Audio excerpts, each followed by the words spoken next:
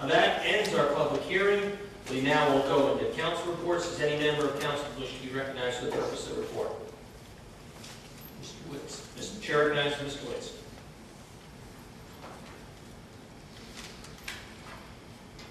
I have always believed that explanations were a waste of time. Your friends never need them, and your enemies never believe them. That said, over the past 10 days, an anonymous mailing with fake return addresses have been delivered to several of my friends and colleagues. This is done in an attempt to intimidate me.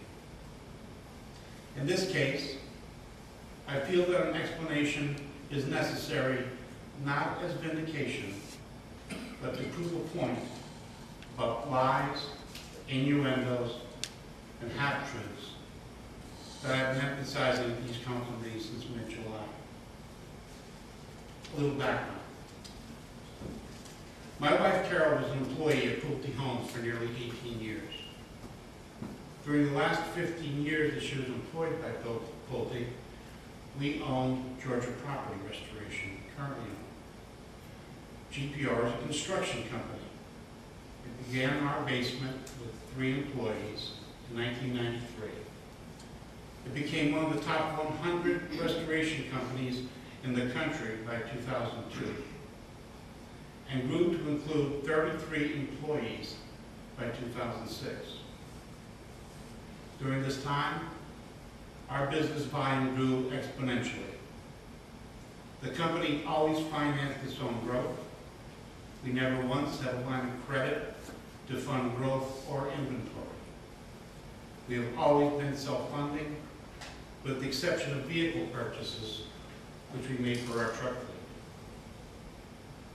During the same period of time, we made maximum allowable contributions to Carol's 401k at Pulte Mortgage and then Pulte Homes.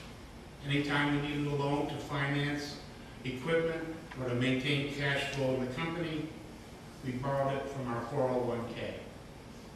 Essentially, we borrowed the money from ourselves, paid ourselves interest, rather than to pay the bank. These loans were short-term and fully repaid. In 2006, we borrowed a substantial amount from our 401k to buy and remodel our current building in Tucker.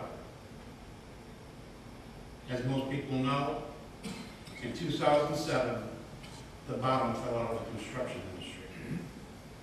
I was forced to cut back personnel, and Carol, along with several thousand other Pulte employees, was laid off. When Carol was laid off, we were given 60 days to pay off the loans.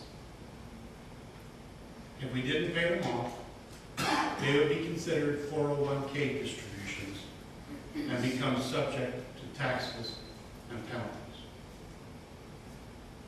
At that time, and in that economy, I had 3 options. One was to sell the building at a quick sale, take a loss, and pay off the loan. Another option was to lay off more personnel, reduce the size of my company, pay off the note, and maybe survive the lull we were experiencing. My third option, and the one I decided on, was to assume the penalties and taxes on my personal tax return, keep my employees working, and retain my building and my business. I brought with me tonight, for anyone who would further like to verify that, copies of the 1099 showing those disbursements, copy of my tax return, which shows that I took those disbursements as earned income, and a copy of the installment agreement with the Internal Revenue Service. In the 4 years since I made that decision, my company has survived, our employees have received a paycheck every week, and the IRS is receiving a payment on the taxes owed every month. I'm proud of the fact that I made that decision. I made that decision for my company and for the well-being of my employees. In my mind, that is what leaders do when faced with adversity. They make the tough decision, they devise a game plan, and they see that plan through to fruition. Now, 4 years later, someone has mailed copies of the lien that resulted from my decision. Whoever sent these mailings out never took the time to investigate the story behind the paperwork. Their only purpose is to attempt to intimidate me. I'll let others decide who is ultimately responsible for the mailings and who this attempt at intimidation was meant to benefit. But I can tell you who is not behind it. Neither my supporters, Barbara Bender's supporters, nor the supporters of the 3 new council members are responsible. None of them had to be me, since I was not running for office against any of them. And Barbara and all of her supporters know that I support her.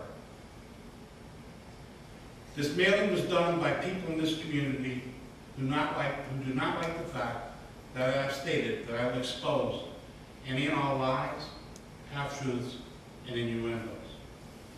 Without the ability to use those tactics, they don't have much to say.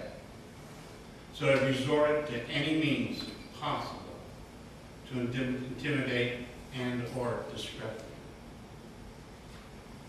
The most despicable part of all this is that these same anonymous, spineless individuals had the audacity to implicate my wife in these mailings.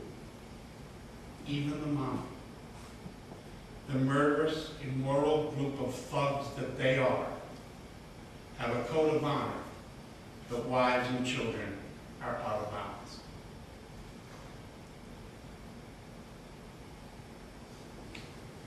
Apparently, certain members of this community lack any semblance of honor or ethics. This underhanded attempt to intimidate me has failed dismally. I'm not intimidated in the least. If anything, I'm encouraged and more determined than ever. In communication with the Postal General's office today, I inquired as to the legality of sending this information using false addresses and names. This is the reply that I received. I believe that this would be illegal since they are using the Postal Service to transmit copies using false information on the addresses and names. My recommendation would be to take all pertinent information, including all copies of these items that you can put together, and every piece of evidence that you have of this intimidation to your local police office as soon as possible.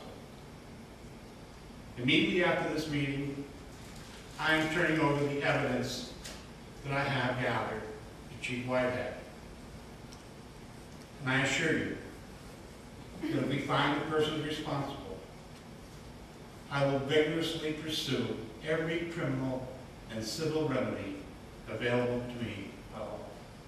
Thank you. Thank you, Mr. Woods. Does any other council member wish to speak? Mr. Mayor. Mr. Warner, the floor is yours.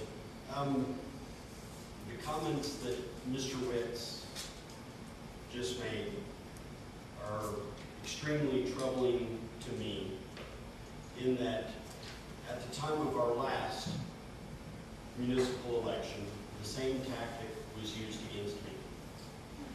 And there was mailings of a police report that if you got down to page 16 or 18, came to the conclusion that there was nothing to move forward with in an investigation. That was found by both the bank involved and the police detectives.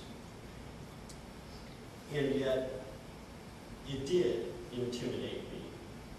It made me feel that I could not go out and campaign for those individuals as vigorously as I would have liked.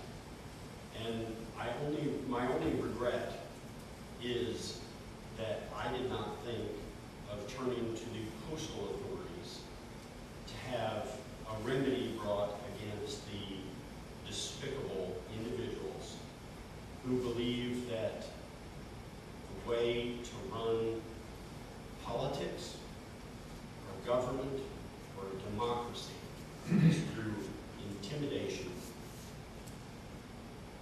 And I hope that the community will look past such ridiculous allegations and move forward based on issues.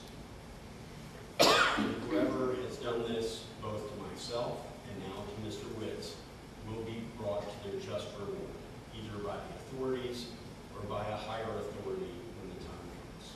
Thank you. Thank you, Mr. Warner. Mr. Sabah, I think you're dealing with left. I don't want to be the odd man out here. The information that you just heard is disturbing to me. And if I have any supporters in this room or the ones watching on TV, I implore you to stick to the issues. I do not support any personal attacks. I think those are spineless. I think that's the words that we use here. You have an issue, come up face to face and talk about it, send an email. Let's be recognized about the situations or issues at hand. Let's not be anonymous about it, because they don't seem to make anything go away that easily. In fact, it stirs it up. And as a sitting council member working with my colleagues here, this only it adds a cloud on the elections coming forward. So I implore everybody to just look at the issues, ask questions, and simply stop with the personal attacks. In 2 years, I may be running out there. Therefore, I don't want to see myself in this instance. Thank you. Thank you, Mr. Sabah. That concludes our council reports. We'll now go to the mayor's report.